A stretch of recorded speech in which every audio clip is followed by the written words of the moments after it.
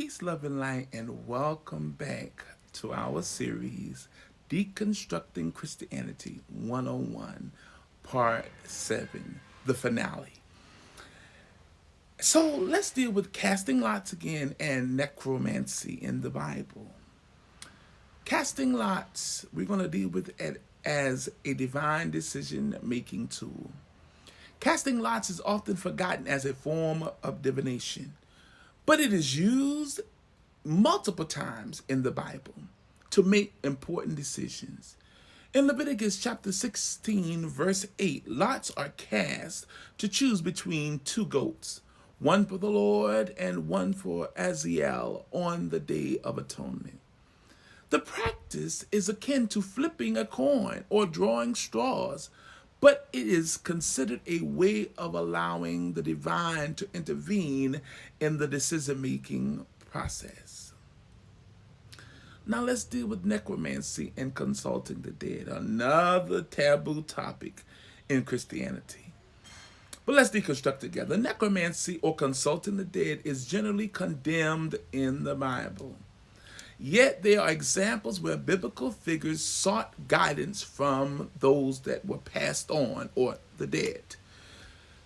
In 1 Samuel chapter 28, King Saul seeks a necromancer, falsely said witch of Endor, to summon the spirit of the prophet Samuel. While Saul is condemned for this act, it demonstrates that even biblical figures resorted to necromancy when seeking answers from the spiritual realm. So before we go criticizing, let's understand where these things come from. Even in the New Testament, you see Yeshua speaking on the mountain of transfiguration to Moses and Elijah, the prophets who are long gone. So it's in the Bible. So as we've seen, the practices of modern Christianity often condemns whether it's be astrology, divination, tarot, or energy work. They all have roots in the Bible itself. The early Hebrew faith or Hebrew Israelites, even Christians today, engage or of past time, engage in these practices that are modernly considered pagan or New Age. This disconnect between modern teaching and ancient practices raises important questions about how much our spirituality has been lost or misunderstood or misinterpreted over the centuries.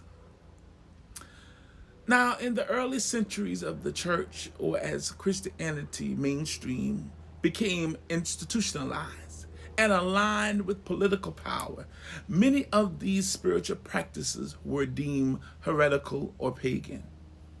The Roman Empire, in particular, had a vested interest in controlling religious or spiritual practices. Why? You guessed it, to remain or maintain power and control. As a result, many of these ancient traditions and spiritual practices were labeled as evil or banned altogether.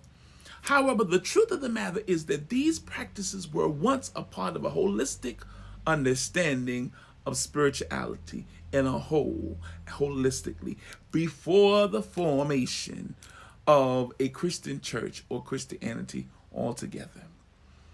So, I want to open the floor for your questions. What have you learned today or in this series, whenever you're watching, that has challenged your previous beliefs about Christianity or about spirituality altogether? How does this understanding shift your relationship with spiritual practices like astrology or energy work? Let us know in the comments section. We'd love to hear from you. And I want to thank you for spending this time with me in this series as we've peeled back the layers of mainstream Christianity or Christian teachings. And I hope this series and session has opened your eyes and your mind to new possibilities, showing you that there is nothing inherently evil about these spiritual practices. Instead, there are tools for connecting with the divine that's already within you. Tools that have been used for millennia. As we move forward on our spiritual journeys and evolution, I encourage us to let us remember that the divine cannot be confined to dogma or fear-based teachings.